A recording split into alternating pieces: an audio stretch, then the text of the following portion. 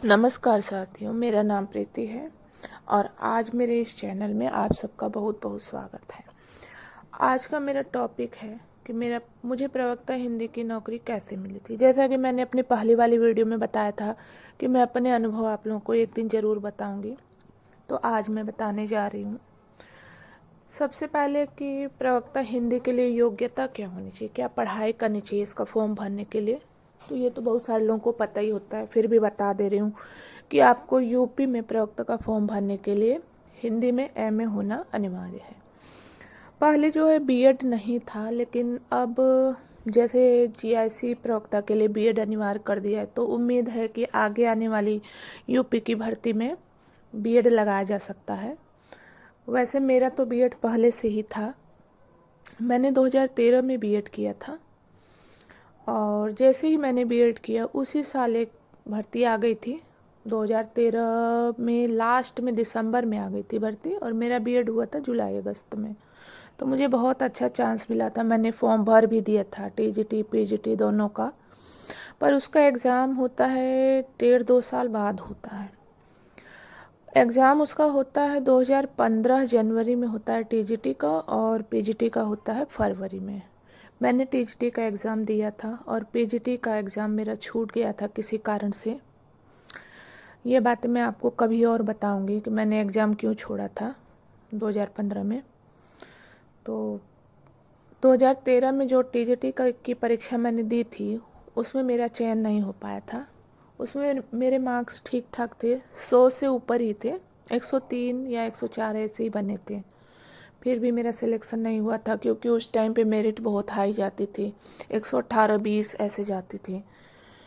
लेकिन मैं तैयारी करती रही। बहुत सारे पारिवारिक कारण आए थे जिसके कारण मेरी पढ़ाई में बहुत सारी बाधा पड़ी और 4-5 साल का गैप हो गया। यानी जिस तरह से पढ़ाई करनी चाहिए वैसी पढ़ाई मैं नहीं कर पा रही थी।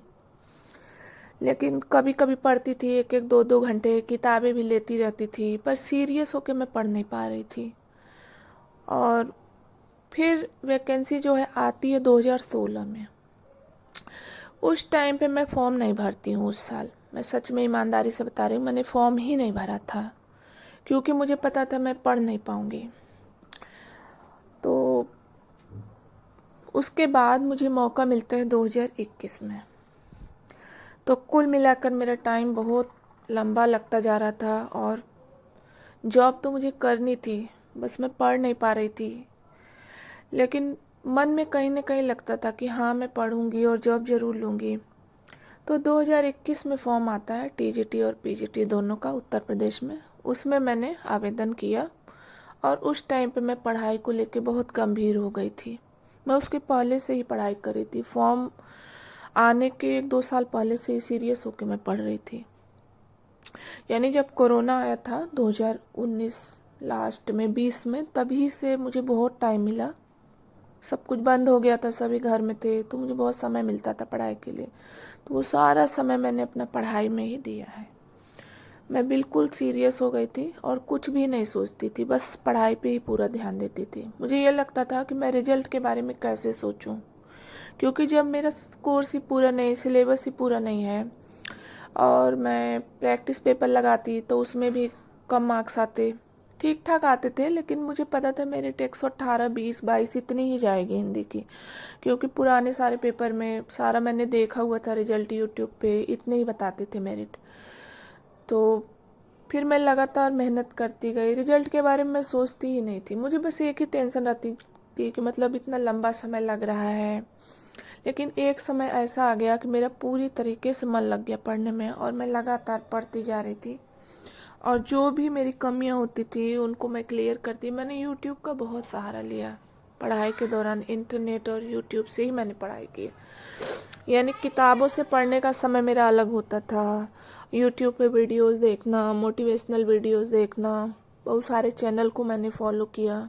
पर उसमें भी कुछ लोग अच्छा बताते हैं और कुछ गुमराह भी करते हैं, तो आपको सही जगह देखनी है वीडियोस। मैं आपको चैनल का नाम भी बता दूंगी कि मैंने किस किस से तैयारी की थी, फिर कभी बता दूंगी।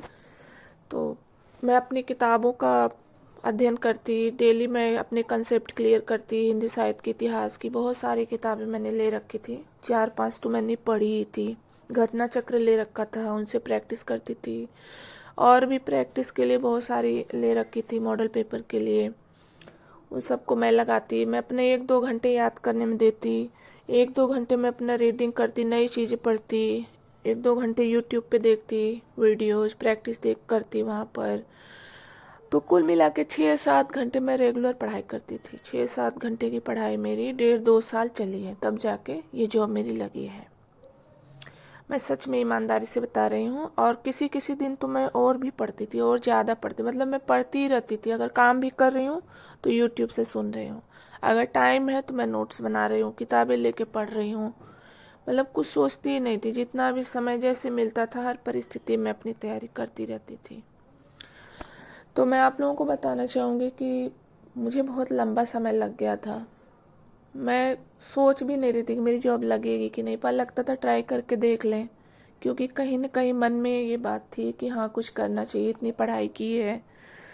तो फिर मैं लगी रही, और मैंने बहुत जगह एग्ज़ाम दिया था। यूपी के अलावा भी मैंने डीएसएसबी की भी तैयारी की है। 2018 में मैंने टीजीटी पीएचडी दिया था। फिर 21 में भी मैंने दिया, 2021 में DSSB TGT PhD, UP TGT PhD. तो सफलता कहीं भी नहीं मिल रही। 1-2 बार मैंने केबी का भी दिया था, पीजीटी का, लेकिन जब पढ़ाई ही नहीं थी अच्छी तो फिर कहाँ से सफलता मिलती। सीरियस तो मैं 2020 में हुई हूँ, वही 2019 से 19-20, फिर 21 में मेरा काम हो गया। फिर तो बहुत सारे, मतलब बहुत जगह एग्ज़ाम दिया, बहुत कुछ किया, लेकिन लग नहीं रहा था कि होगा मेरा। तो ऐसा नहीं है कि आप सबको इतना लंबा समय लगेगा, किसी किसी को और भी लग जाता है, 10-12 साल भी बताते हैं लोग। लेकिन बस वही है ना कि उस हिसाब से पढ़ाई हो नहीं पाती है, इसलिए समय ज़्यादा लगता है। पर मुझे ये अनुभव हुआ है ये सब कुछ करके कि अगर आप सीरियस होकर 1-2 साल पढ़ाई कर लेते हैं तो 1.5 से 2 साल या 1 से 1.5 साल में नौकरी मिल जाएगी।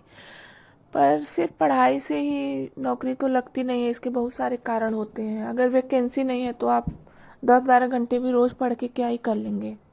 जैसा कि आप सभी जानते हैं आजकल तो वैकेंसी ही नहीं आ रही है। 4 साल 5 साल में यूपी में वैकेंसी आती है। प्राइमरी में तो बहुत साल हो गए, 2018-19 के बाद से आई ही नहीं है। तो बहुत सारे कारण होते हैं, लेकिन अगर आपके सामने वैकेंसी है तो आप 1 साल, आप जैसी क्षमता है जिसकी वैसा समय लग सकता है, पर इतना लंबा समय नहीं लगता है। तो अगर वैकेंसी सामने है तो आप डट के पढ़ाई करिए, लग जाइए बिल्कुल, सब कुछ छोड़ के। कुछ चीज़ों को साइड कर दीजिए, क्योंकि बाकी सारी चीज़ें तो बाद में भी हो सकती हैं, पर वैकेंसी तो हमारे हाथ में नहीं है ना। अभी जैसा अभी का दौर है, अभी तो बहुत सारे एग्ज़ाम लगे हुए हैं। 2022 वाला भी हुआ नहीं है, यूपी टीजीटी पीएचडी का, एलटी ग्रेड का प्री हो गया है, मेंस की तैयारी कर रहे हैं जिनको संभावना है, जीआईसी प्रवक्ता, सब कुछ लगे हुए हैं अभी। तो अभी बिल्कुल सीरियस होकर पढ़ाई करनी है, कुछ भी नहीं सोचना, रिजल्ट के बारे में सोचना ही नहीं, बस पढ़ाई में लगे रहना है बस। तो इसी तरह से मैंने पढ़ाई की, और उस साल मेरा डीएसएसबी में नहीं हुआ। 2021 में टीजीटी में 6 नंबर और पीजीटी में 1 नंबर से मेरा रुक गया था, जिसमें मुझे कितना दुख हुआ मैं बता भी नहीं सकती। मैं बहुत परेशान थी। उसके बाद यूपी टीजीटी का रिजल्ट आता है, मुझे लगातार असफलता मिल रही थी।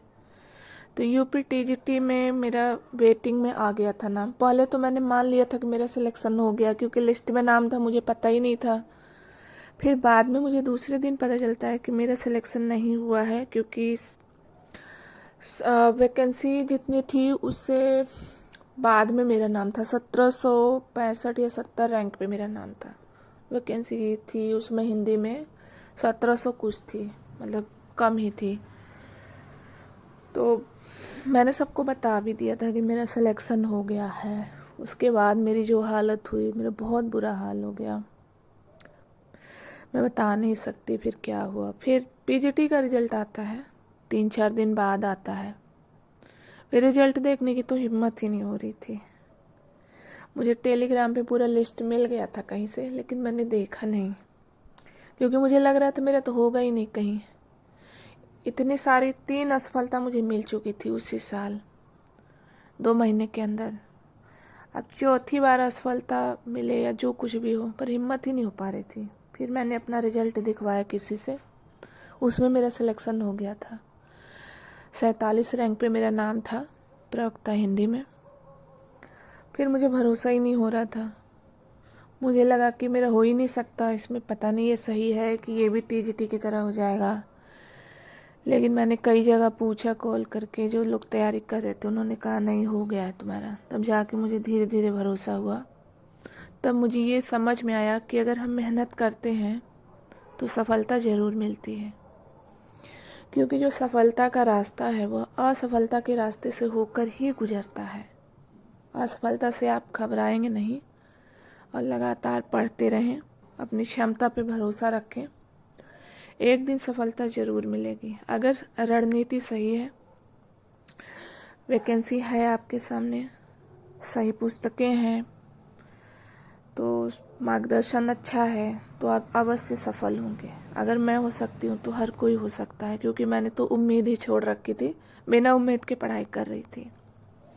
यह किसी को पता नहीं होगा कि मेरी जॉब लगेगी कि नहीं लगेगी, जैसा मेरा अनुभव है, पर उन्हीं में से लगती भी है, क्योंकि जितनी पोस्ट होती है उतनी तो सरकार को भरना ही होता है, तो उतनी नौकरी तो देनी है, तो जॉब लगती भी है। ये मुझे उस दिन पता चला जब मेरा सिलेक्शन हो गया, मेरा रिजल्ट आ गया था। तो कुल मिलाकर यही स्टोरी थी मेरी। आप सबको कैसी लगी कमेंट करना, कमेंट करेंगे। अगर इसे पसंद करेंगे तो मैं आगे बहुत सारी बातें, बहुत सारे अनुभव हैं जिन्हें एक वीडियो में नहीं बताया जा सकता, इन्हें मैं आगे भी इस तरह से बताती रहूँगी। तो आप लोग इसे प्यार दें अवश्य, और धन्यवाद। आज के लिए इतना ही। अंत तक वीडियो सुनने के लिए बहुत बहुत धन्यवाद आप सबका।